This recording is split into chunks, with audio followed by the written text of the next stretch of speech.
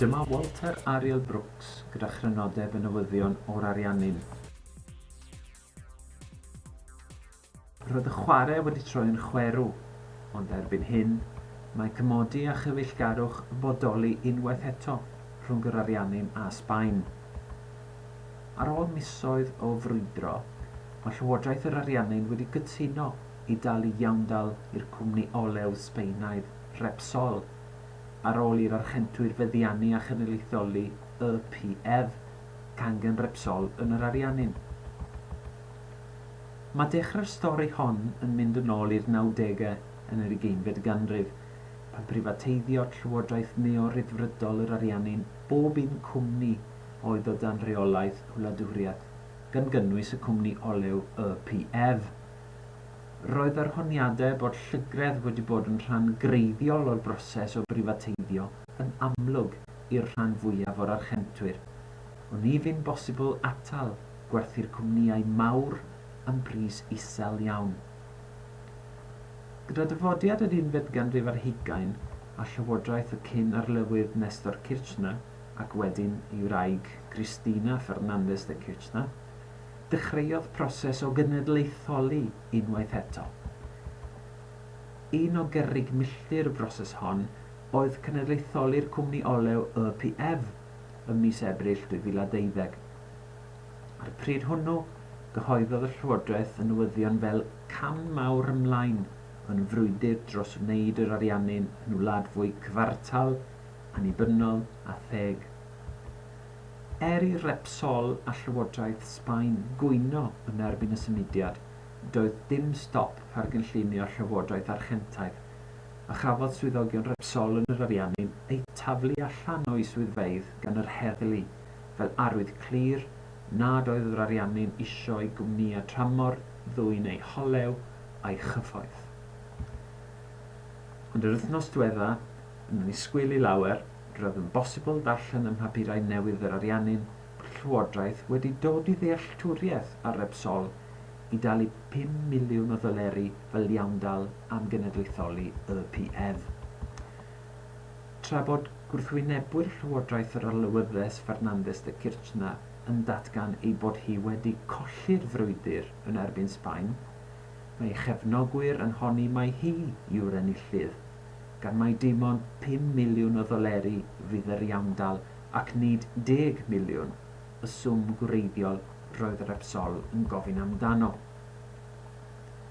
Anodd gwybod lle mae'r gwir, ond fwy na thebyg bydd y swm uchel yn hwb i'r cwmni Sbaenaidd sydd yng nghanol yr argyfwng economaidd Ewropeaidd, ac ar yr un pryd bydd yn neges glir i fuddsodwyr rhyngwladol bod yr ariannin yn wlad ddiogel a chydwybodol.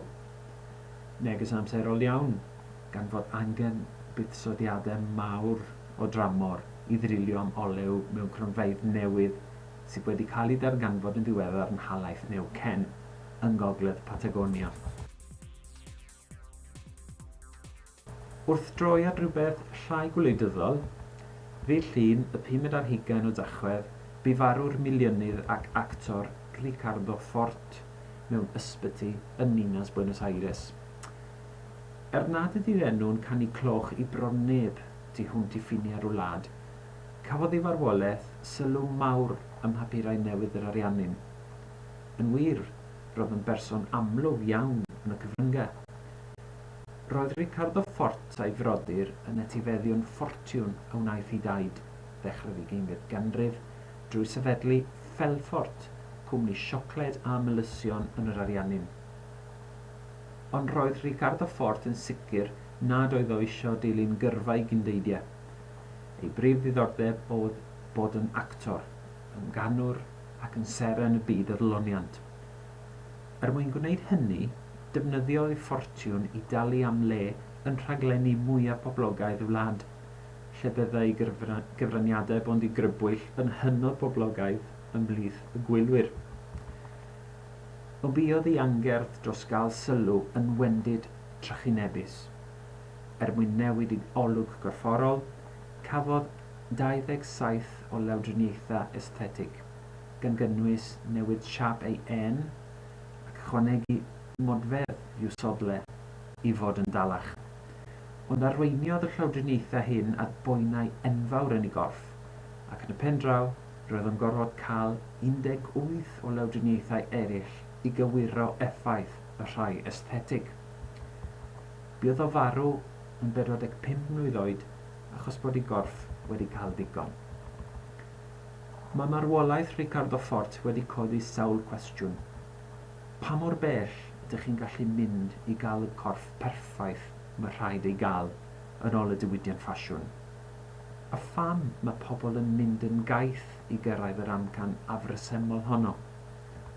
Ac hefyd, beth sydd yn bod ar gymdeithas sydd yn addoli unigolyn sydd yn mynd i'r fath raddau i gael sylw? Mae yna wers i'w dysgu gan bawb. Un arall sydd wedi profi i fod o'n hoff iawn o fynd i eithafion ydy'r pab Francis, y pab cyntaf o America Ladin sydd yn dod yn wreiddiol o'r ariannin. Gyda'i weithrediadau ysgyrtwol, mae o'n cyrraedd tudalenau'r prif papurau newydd yn yr ariannin a rhai rhyngwladol bron yn ddyddiol. Nid yn unig mae o wedi cymysgu hefo'r werin bobl yn aml iawn i mawr syndod y ffyddloniaid a'r osgorddlu ddiogelwch, ond gyda'i gylchlythyr swyddogol cyntaf, Efangeli Gaudium, sef llawenydd yr Efengil, mae o wedi agor y drysau i newidiadau mawr yn y Vatican. Yn gylchlythyr, mae o wedi bwysleisio ei fod o'n agored i wrando ar awgrymiadau am beth ydy'r ffordd ymlaen orau gan fod yr amser wedi dod i'r Eglwys Gatholig newid. Mae o wedi egluro nad ydy'r eglwys yn gallu monopoleiddio sut mae dehongli'r realiti gymdeithasol cyfoes a bod gormod o ganoli wedi bod yn ymdwyol i'r eglwys Gatholig yn hanesyddol. Hefyd, mae o wedi tanlinellu fod angen agwedd ecwmenaidd mwyn dysgu oddi wrth ei gilydd a byw gwirionedd yr Efengil yn ddyddiol. Mewn ychydig fisoedd, mae'r pab Francis wedi llwyddo i ddod â chwa o awyr ffres i sefydliad ceidwadol. Os bydd ei iechyd yn caniatáu, mae'n debyg bydd cyfnod Francis yn y Vatican yn dropwynt hanesyddol, a bydd yr archentwyr yn gallu ymfalchio nad ydy ei gwlad yn cael ei hadnabod am gynhyrchu chwaraewyr pêl-droed da yn unig.